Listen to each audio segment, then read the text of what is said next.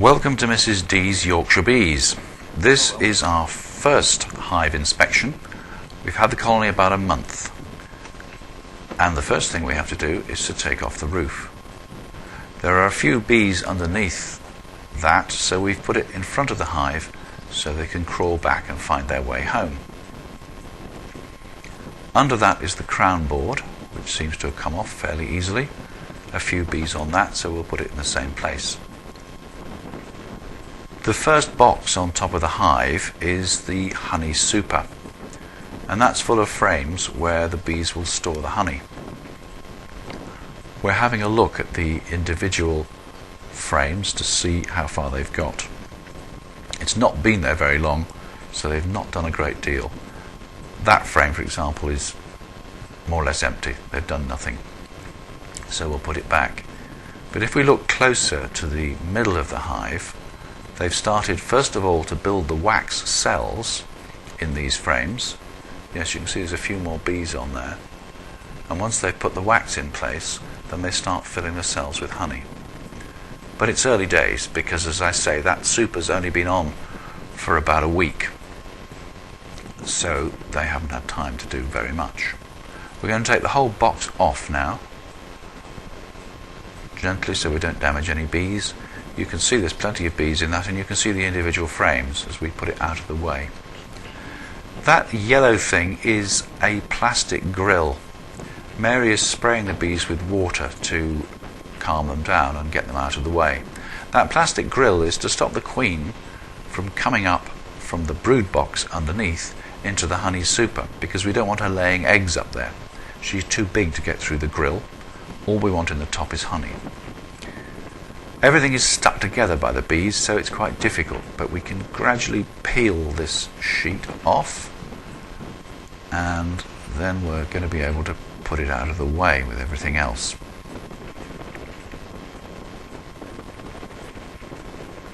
Quite windy on this particular day. That sweet corn on the left blowing in the wind.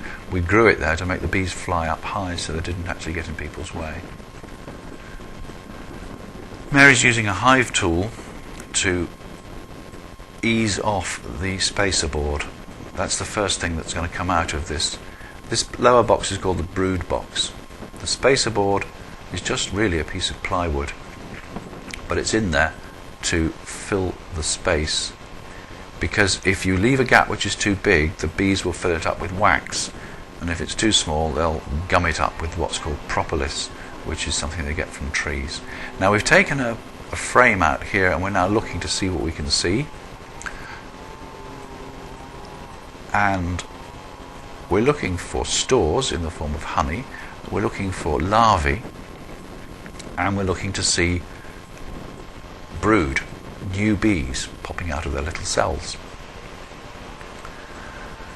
Let's take another frame nearer the middle. The queen tends to work towards the middle, so we'll take another frame out and have a look and see what we can find. It seems to be stuck. Well, everything is stuck, so that's why we have to use the lever to get the frame loose. You can see the bees at the front of the hive getting quite busy at the moment. Let's lift that out. Right, now the whitish bit towards the top is capped honey. They've put honey in the top part there for their own stores, and the lower part, that dark bit, is where the brood, where the eggs are laid and where the new bees keep hatching. The queen lays between 1,000 and 2,000 eggs a day, so she's kept quite busy. At the bottom of that you can see some white lumps, and they're bits of what's called drone comb. It's comb with large cells in, and they lay eggs, or the queen lays eggs in that, and drones hatch out from it. So we're having a good inspection. We want to be quite sure there are no queen cells. A queen cell is a cell from which the larvae will develop into a queen. And you don't want a second queen in a hive, because if there's a second queen, then the first queen will swarm, and she'll take most of the bees and most of the honey with her. So we don't want that. Now this is me taking the last frame out. Not very well, because the bees for some reason had stuck it to the side of the hive. And as it comes out, you'll see I've torn it. And here it comes, and there's a great hole. You can see right through it. There you are. Oh dear. Well, there's not much we can do, in fact, but put it back, which is what I've done. And in fact, later on we found the bees had actually filled it all up. That's the dummy board. They've done a perfect repair. That's the dummy board. I'm smoking that to get some of the bees off, because we don't want to crush bees as we put them in. Because if you crush bees, they give off a sort of a scent which is recognised as an alarm signal. It upsets the bees. Well, there are a few left there. Let's just put that back in. So that completes the inspection. In all, it takes about half an hour because we look at all the frames, but it gets boring if we show you every single frame. Now a bit more water to encourage the bees to go down in amongst the frames, because we're going to put the queen excluder, that yellow plastic grill, back on top, and we don't want to crush anything. So that's the queen excluder. Gently put it back in place.